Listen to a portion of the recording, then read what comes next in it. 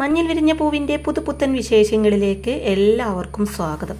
അങ്ങനെ മല്ലികാമയെ അറസ്റ്റ് ചെയ്യാനെത്തിയ റസിയ നാണം കെട്ട് മല്ലികാമയുടെ വീട്ടിൽ നിന്നും മടങ്ങി പോവാൻ കേട്ടോ. അപ്പോൾ റസിയ പോയതിനു ശേഷം നിരഞ്ജന മല്ലികാമയോടായിട്ട് പറയുന്നുണ്ട്, ഇതിങ്ങനെ വിട്ടാൽ ശരിയാവും അച്ഛമ്മേ, നിയന്ത്രിക്കണ്ടേ, നിലക്ക് നിർത്തണ്ടേ, ഒന്ന് കഴിയുമ്പോൾ വേറൊന്ന്, ഓരോന്നും പുതിയതാക്കി ഉണ്ടാക്കി കൊണ്ടുവരില്ലേ എന്നൊക്കെ നിരഞ്ജന ഇങ്ങനെ പറയുമ്പോൾ അവർക്ക് പകയല്ലേ എന്ന് ശ്രീജ പറയുന്നതും, പകയാണെങ്കിലും അല്ലെങ്കിലും നമുക്കതൊന്നും അറിയേണ്ട ആവശ്യമില്ലല്ലോ, നമ്മൾ തെറ്റൊന്നും ചെയ്തിട്ടില്ലല്ലോ, അതല്ലേ പ്രധാനം. അച്ഛമ്മ ഒരു തെറ്റും ചെയ്തിട്ടില്ല, പിന്നെന്തിനാ അച്ഛമ്മയെ ഇങ്ങനെ ഉപദ്രവിക്കുന്നത്? അതിന് ഒറ്റ അർത്ഥേ ഉള്ളൂ, അഹങ്കാരം. ആ അഹങ്കാരം തീർക്കണം, അതിന് അച്ഛമ്മയാവണം എന്നൊക്കെ നിരഞ്ജന ഇങ്ങനെ പറയുമ്പോൾ, നീരു ഞാൻ എന്ത് ചെയ്യണം എന്നാ നീ പറയുന്നത് മല്ലികാമ ചോദിക്കുമ്പോൾ, തിരിച്ചടിക്കണം അച്ഛമ്മേ, ഇനി നോക്കി നിൽക്കേണ്ട ആവശ്യമില്ല, തടയിടണം എന്ന് പറയുന്നുണ്ട് നിരഞ്ജന. അപ്പൊ ശ്രീജ, അതവർക്ക് വാശി കൂട്ടല്ലേ ഉള്ളൂ, സമാധാനം അതല്ലേ നമുക്ക് ആവശ്യം എന്ന് ശ്രീജ പറയുന്നതും, ഇനി നമുക്ക് സമാധാനം വേണ്ട, ഇങ്ങോട്ടടിക്കും മുമ്പേ അങ്ങോട്ട് അടിച്ചിരിക്കണം എന്ന് പറയുന്നുണ്ട് കേട്ടോ. തുടർന്ന് എൻ്റെ അച്ഛമ്മയുമായിട്ട് കോർത്തിരുന്ന ആ കാലമൊക്കെ അച്ഛമ്മ മറന്നോ? ആ അച്ഛമ്മ യാവച്ഛമ്മയെന്നൊക്കെ നിരഞ്ജന പറയുമ്പോൾ നോക്കാമെന്ന് പറയുന്നുണ്ട് കേട്ടോ മല്ലികാമ. നോക്കാമെന്ന് പറഞ്ഞാൽ പോരാ, ചെയ്യണമെന്ന് നിരഞ്ജന പറയുമ്പോൾ ചെയ്യാമെന്ന് ഉറപ്പ് കൊടുക്കുന്നുണ്ട് കേട്ടോ മല്ലികാമ. തുടർന്ന് നിരഞ്ജന പറയുന്നുണ്ട്, അച്ഛമ്മ ശരിക്കും ആരാണെന്ന് ഇതുവരെ ആ ഓഫീസർക്ക് മനസ്സിലായിട്ടില്ല, അതൊന്ന് മനസ്സിലാക്കി കൊടുക്കണം, അതോടെ അവരടങ്ങിക്കോളും എന്ന് പറയുന്നുണ്ട് നിരഞ്ജന.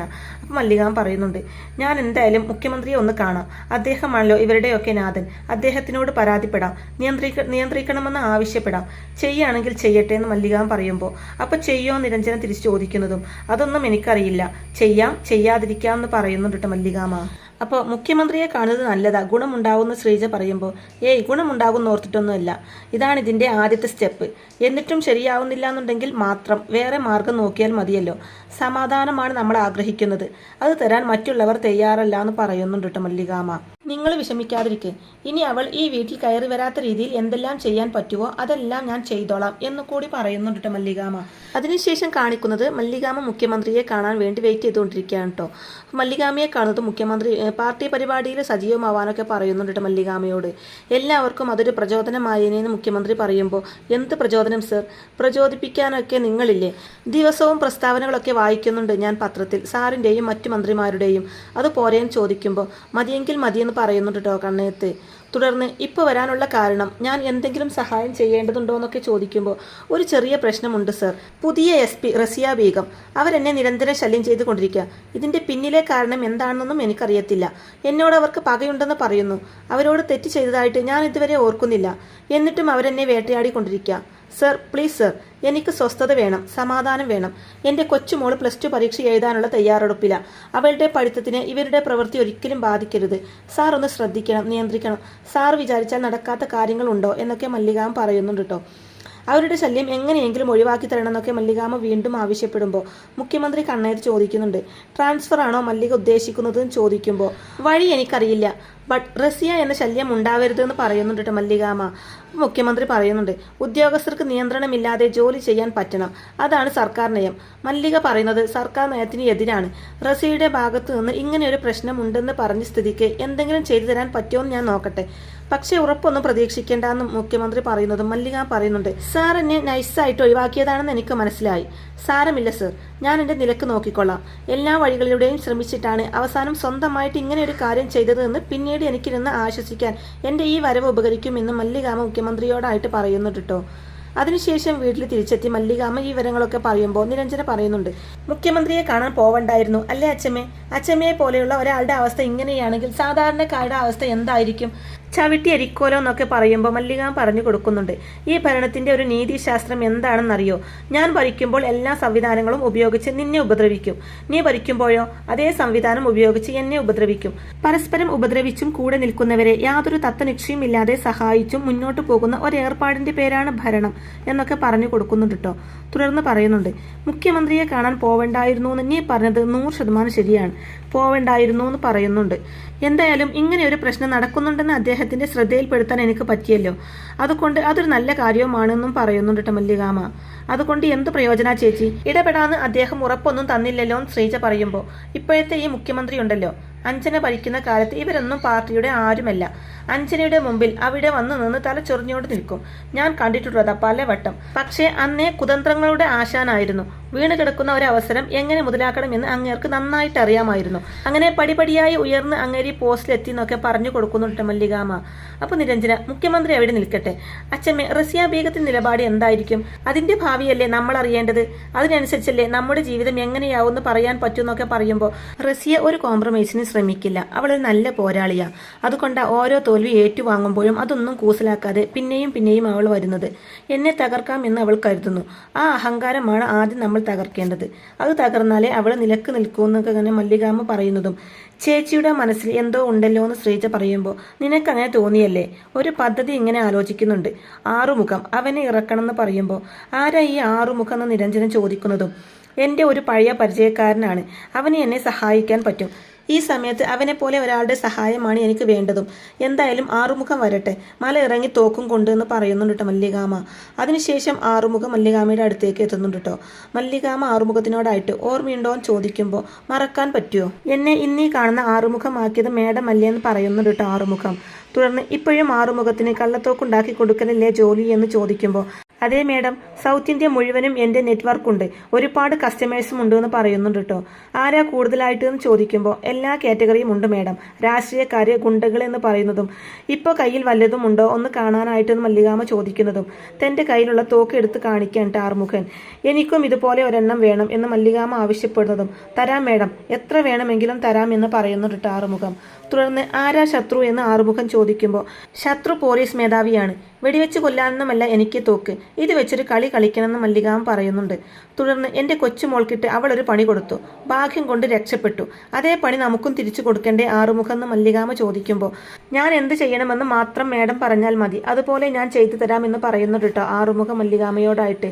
നീ ആരും അറിയാതെ SP-യുടെ വീട്ടിൽ കയറണം, എന്നിട്ട് 2 തോക്കുകൾ അവരുടെ വീട്ടിൽ ഒളിപ്പിച്ച് വെക്കണം, ബാക്കി എന്താ വേണ്ടതെന്ന് എനിക്ക് നന്നായിട്ട് അറിയാം, ഞാനത് ചെയ്തോളാം എന്ന് മല്ലികാമ ആറുമുഖത്തിനോടായിട്ട് പറഞ്ഞു കൊടുക്കുന്നുണ്ട് കേട്ടോ.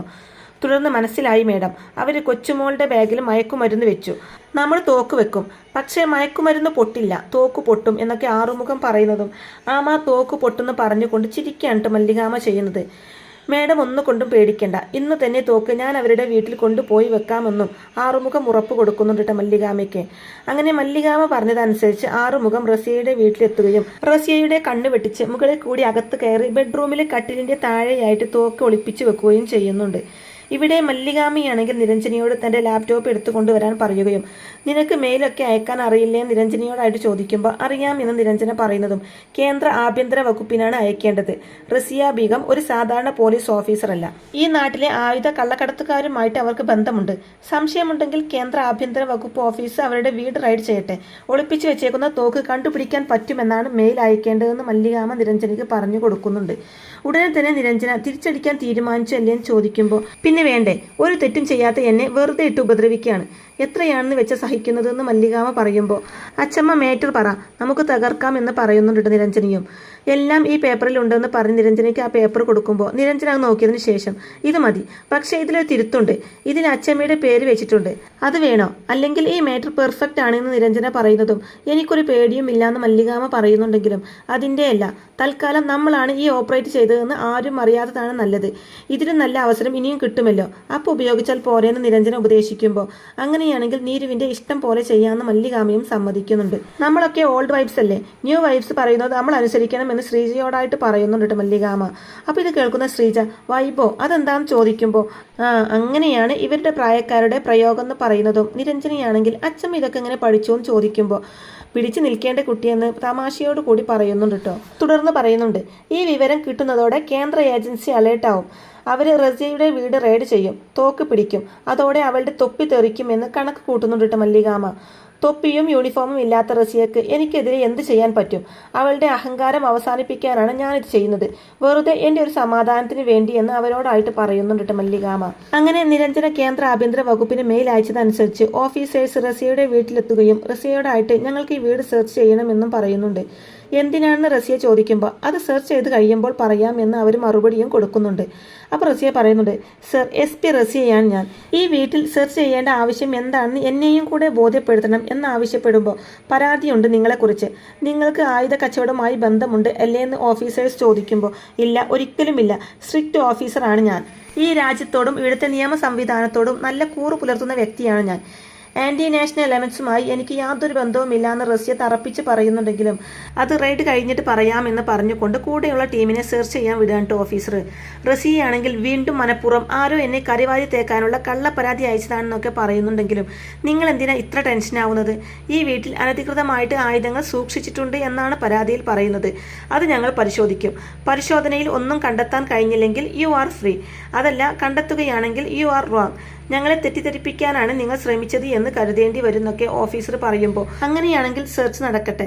എനിക്കുറപ്പുണ്ട് ഇവിടെ നിന്ന് ഒന്നും കണ്ടുപിടിക്കാൻ പറ്റില്ല എന്ന് മറുപടിയും കൊടുക്കുന്നുണ്ട് റസിയ ആത്മവിശ്വാസത്തോടെ. അങ്ങനെ സെർച്ചിനിടയിൽ ആറുമുഖം കൊണ്ടുവച്ച ആ ബാഗ് കട്ടിനിടയിൽ നിന്നും ഒരു ഓഫീസർ കണ്ടെടുക്കുകയും അത് തുറന്നു നോക്കുമ്പോൾ തോക്ക് കാണുകയും ചെയ്യുന്നുണ്ട് കേട്ടോ. അപ്പോൾ അത് കൊണ്ടുവന്ന് മെയിൻ ഓഫീസറെ കാണിക്കുമ്പോൾ അയാളാണെങ്കിൽ റസിയയോട് ചൂടാവാണ്ട് ചെയ്യുന്നത്. കൃത്യമായിട്ടുള്ള വിവരം ഉള്ള ആരോ ആണ് പരാതി അയച്ചത്. It was a valid information. ഈ ക്രൈമിൽ നിന്ന് നിങ്ങൾക്ക് ഒഴിയാൻ പറ്റില്ല Rasiya. You are under custody. ബാക്കി ചോദ്യം ചെയ്യലിന് ശേഷം തീരുമാനിക്കാം എന്ന് പറഞ്ഞുകൊണ്ട് റസിയയെ കൊണ്ടുപോകാൻ ഒരുങ്ങാണ്. ഞാൻ നിരപരാധിയാണെന്നൊക്കെ റസിയ പറയുമ്പോൾ അതൊന്നും കേൾക്കാതെ അവർ റസിയയെ കസ്റ്റഡിയിൽ കൊണ്ടുപോവാണ് ചെയ്യുന്നത്.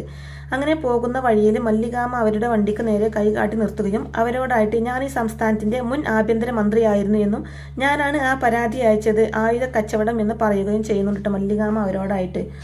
അപ്പോൾ ഇങ്ങനെയൊക്കെയുള്ള നല്ല അടിപൊളി എപ്പിസോഡുകളൊക്കെ ആയിരിക്കട്ടോ ഇനി വരാനിരിക്കുന്നത്. അപ്പോൾ ഈ റിവ്യൂ ഇഷ്ടമായിട്ടുണ്ടെങ്കിൽ വീഡിയോ ലൈക്ക് ചെയ്യാനും ചാനൽ കൂടി ഒന്ന് സബ്സ്ക്രൈബ് ചെയ്ത് സപ്പോർട്ട് ചെയ്യാനും മറക്കല്ലേ ഫ്രണ്ട്സ്. താങ്ക്